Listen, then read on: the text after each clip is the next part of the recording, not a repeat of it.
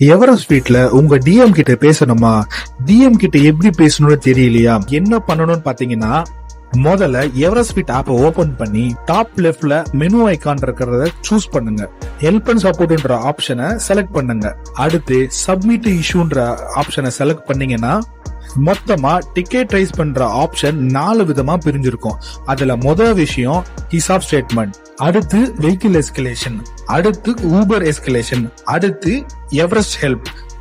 மொத்தமா 4 விதமா பிரிஞ்சிருக்கும். இதுல எந்த ஹெல்ப் வேணுமோ அந்த ஆப்ஷனை செலக்ட் பண்ணுங்க. For example vehicle escalation, vehicle எனக்கு ஒரு பிரச்சனை இருக்கு அப்படின்னா வெஹிக்கிள் எஸ்கலேஷன்றத செலக்ட் பண்ணி அதுல என்ன problem, vehicle documents, break down, repair, service, key lost and டேமேஜுக்கான ஆப்ஷன், உங்களுக்கான ஆப்ஷன் என்ன தேவையோ அதை செலக்ட் பண்ணுங்க. இதுல ரிப்பேர்ன்ற ஆப்ஷனை செலக்ட் பண்ணீங்கன்னா அடுத்து ஒரு வீடியோ பிளே ஆகும்.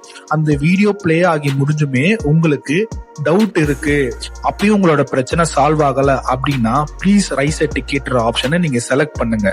செலக்ட் பண்ணதுக்கு அப்புறம் உங்க கார்ல என்ன பிரச்சனை அதை ரிமார்க்ன்ற ஆப்ஷன்ல டைப் பண்ணுங்க. இப்போ ஃபார் எக்ஸாம்பிள் உங்க கார்ல ஏசி ஒர்க் ஆகல அப்படின்னா ஏசி நாட் ஒர்க்கிங்ன்றத டைப் பண்ணி கிரியேட் டிக்கெட்ன்றத செலக்ட் பண்ணுங்க.